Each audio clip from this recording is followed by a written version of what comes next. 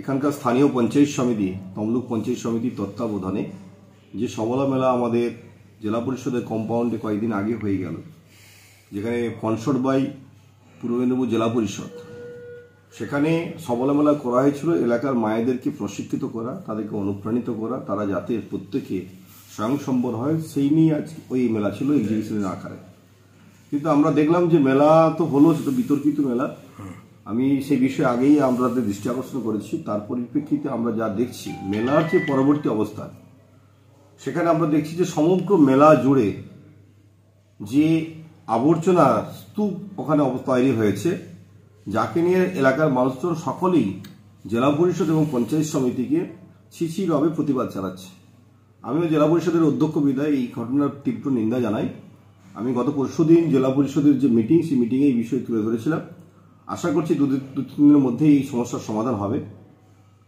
সমাধান হোক এটা আমরা চাই, কিন্তু যে কথা বলার দরকার আছে, যারা এই উদ্যোগ গ্রহণ করে মেলা করলেন তাদের উচিত ছিল এটাকে মেলা শেষের সঙ্গে সঙ্গে পরিষ্কার পরিচ্ছন্ন করে এলাকার পরিবেশ বান্ধব পরিবেশ তৈরি করা। তা না করে তারা যেভাবে আবর্জনা স্তূপ আকারে এলাকাকে তৈরি করতে সক্ষম হয়েছে, তাকে আমরা নিন্দা জানাই।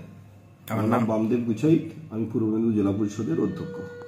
যেহেতু এটা জেলার মেলা, সবলা মেলা, আমাদের মাননীয় মুখ্যমন্ত্রীর অনুপ্রেরণায় এই মেলাটা কিছুদিন আগে আমরা করলাম। তার সঙ্গে আমরা পঞ্চায়েত সমিতি এটা নাম দিয়েছিলাম তাম্রলিপ্ত সংহতি উৎসব। সত্যি আমরা সুন্দরভাবে করেছি মেলাটা।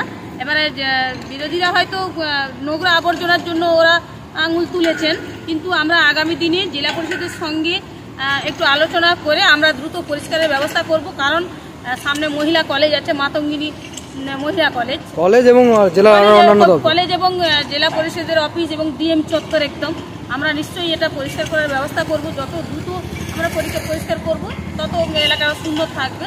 আমরা অবশ্যই কবে থেকে হবে? আজকে তো আমার 19 তারিখ হয়ে গেল, 19শে জানুয়ারি। হ্যাঁ, আচ্ছা, আগামী এক সপ্তাহের মধ্যে আমরা একটা পরিষ্কার করার ব্যবস্থা নেব অবশ্যই। আমার নাম ঝর্ণা হাইক বর্মন, তমলুক পঞ্চায়েত সমিতির সভাপতি।